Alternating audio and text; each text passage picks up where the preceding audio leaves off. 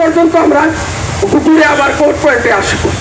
আপনাদেরকে বিনীত অনুরোধ, বিশেষ করে আমাদের সিনিয়র নেতৃবৃন্দ, কর্মীবৃন্দকে বলছি, আপনারা সিনিয়র নেতৃবৃন্দরা ব্যানারের আগে থাকবেন, লাগান ধরবেন, বুক ফাটিয়ে আওয়াজ তুলবেন, মুক্তিযুদ্ধের চেতনা লুপ্তে হেতদে বলা, দুর্নীতিবাজের রাস্তা না, চালিয়ে দাও ঘুরিয়ে দাও, চালিয়ে দাও ঘুরিয়ে দাও, দুর্নীতিবাজের রাস্তা না, দেশবাসী ঐক্য করো, দুর্নীতিবাজের চেষ্টা করো। এই কথা বলে আপনাদের কাছে আমি বিদায় নিচ্ছি।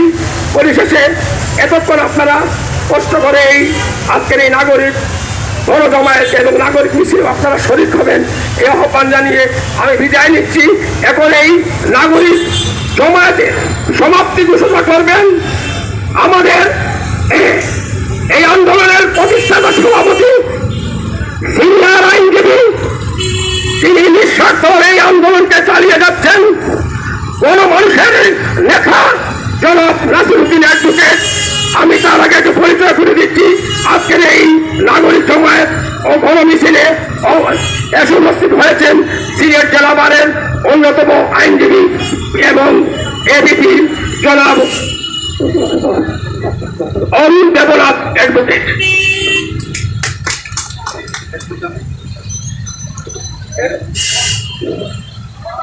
দুর্নীতিমুক্তকরণ বাংলাদেশ ফোরামের কেন্দ্রীয় নেতৃবৃন্দ, সিলেটের সচেতন নাগরিক সমাজ, আসসালামু আলাইকুম, আদাব। আমাদের আজকের যে প্রতিবাদ সভার মূল বক্তব্যটা আমরা আজ থেকে 2-3 দিন পূর্বে আমাদের পেপারে উঠেছে। কি উঠেছে? বেনজিরকে গ্রেফতার করে তার দুর্নীতির তদন্ত করা হোক।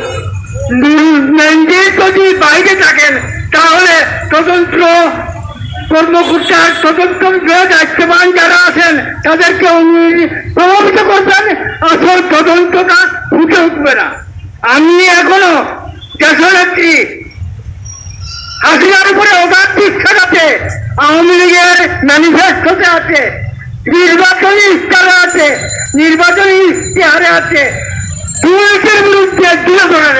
আমি এখনো বিশ্বাস করি শেখ হাসিনা দুর্নীতির বিরুদ্ধে ভিডিও চ্যানেলে বিশ্বাস করেন, কিন্তু দুর্নীতিবাদ সিন্ডিকেট দুর্নীতিবাদ আমলারা উনাকে সেই দিকে অগ্রসর হচ্ছে বাধা দিচ্ছে। এই জন্য আমি এখন শেখ হাসিনাকে কাছে আহ্বান জানাবো, আপনি আমাদের এই বিশ্বাস ভঙ্গ করবেন না।